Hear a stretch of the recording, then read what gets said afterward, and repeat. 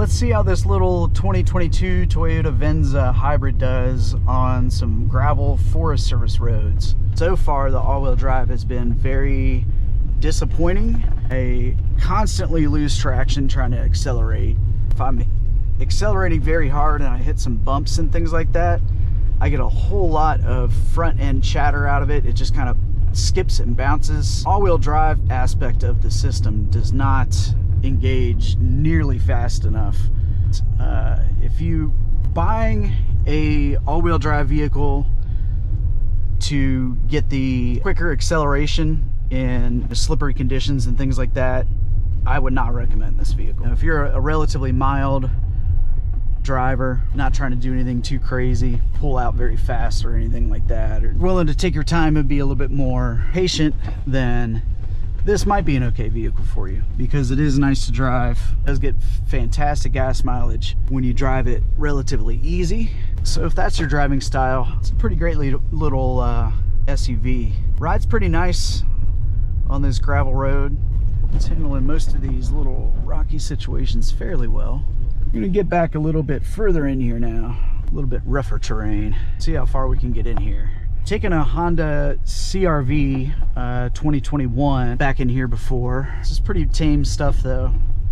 Not very rocky, not very muddy. It's kind of sandy. A few puddles here and there.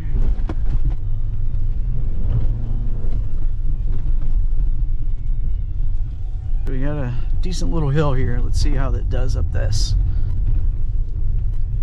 It's a little chewed up.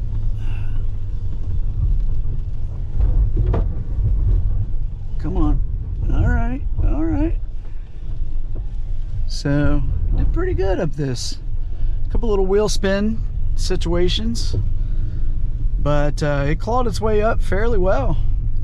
So, we'll give it credit there. If you give it a little bit of time to kind of do its thing and figure out that it's losing traction, then it does engage and kicks in and gets you where you need to go. Sandstone is a bit slippery when it's wet, so that does make it a struggle for traction.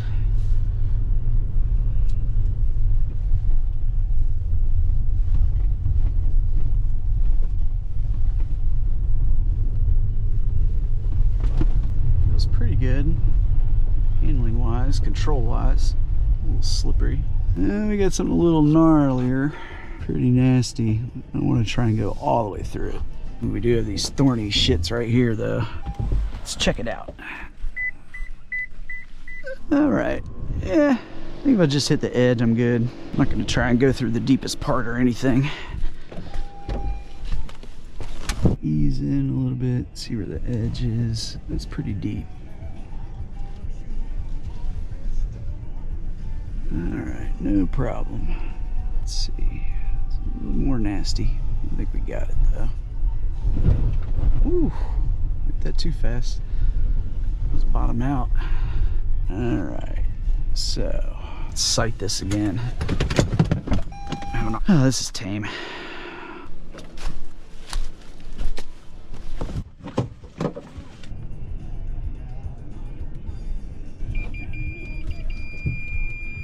Just sensing the ground in front of me there. Nice thing is you can mute that temporarily. So let's see what kind of clearances we got.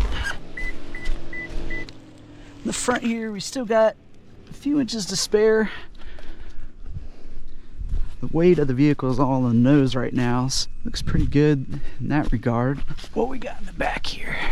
So you can kind of see I'm almost scraping on the bottom in the front there. So let's see once we get down there a little closer how the back end does. No scraping noises, so that's good. All right, so we'll see see how it does getting out of there. All right, Venza made it back into Daniel Boone National Forest for a little mountain bike trip today. Make sure we got enough space back here to get the bike out. As far as the space goes, I was able to get my 29-inch wheel mountain bike into the back of this thing with both wheels on without really having to do too much crazy anything, and all my gear. So that's really nice. I really like not having to take my wheels off. I do have to give the liftgate a little extra help to get fully shut because it hit the tire a little bit, and there's absolutely no space for anybody any taller than me. I'm not very tall. You can maybe, you know, push it up a little bit more or something to have a little bit more space. Now, really my only complaint is the lack of traction on takeoff from the all-wheel drive system, and fuel economy on freeway driving at higher speeds. It just does not do well at all with that. On the way back, we're gonna have to take another driving strategy, see if I drive a little bit more easy, what kind of impact that has on the fuel economy. 23 miles per gallon is not acceptable for me. Anything less than 25 is definitely a no, unless it's a really, really fun, fast car to drive. Which, so, you know, to pay the price of 23 miles a gallon, but not have something that has good acceleration and is all that fun to drive, it's really hard to justify that. So I have to see if we can try to maybe average around 90 miles an hour, which is about the lowest I want to try to average. If I can get the fuel economy to come back to level that's acceptable. If I can't at 90, then this is definitely not going to pass my test as far as efficient, fast, fun vehicle that can get you to the trailhead.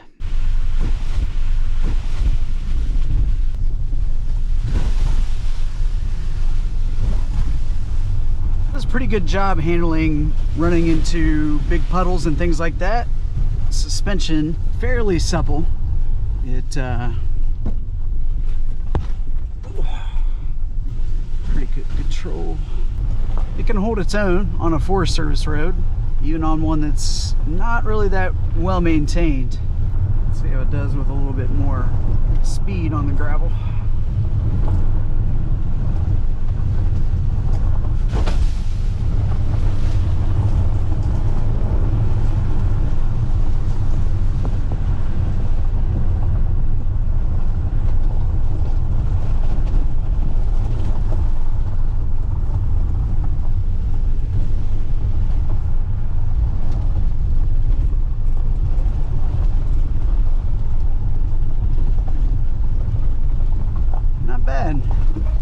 Steering is nice and sharp.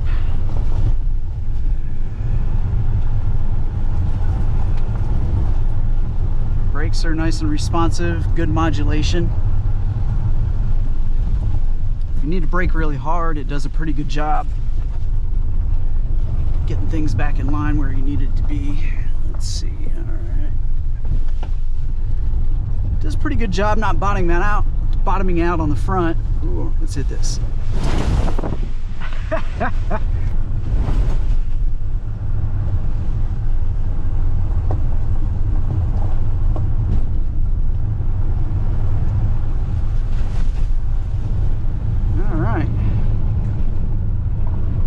Quite impressive.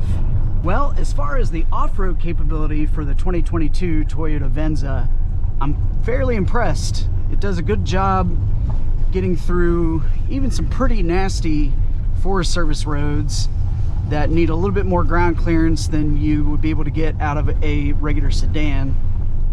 So you get a little bit more capability there, but still drives pretty close to a car handling wise, and so it's a nice road trip vehicle for mountain biking and things like that, I will say.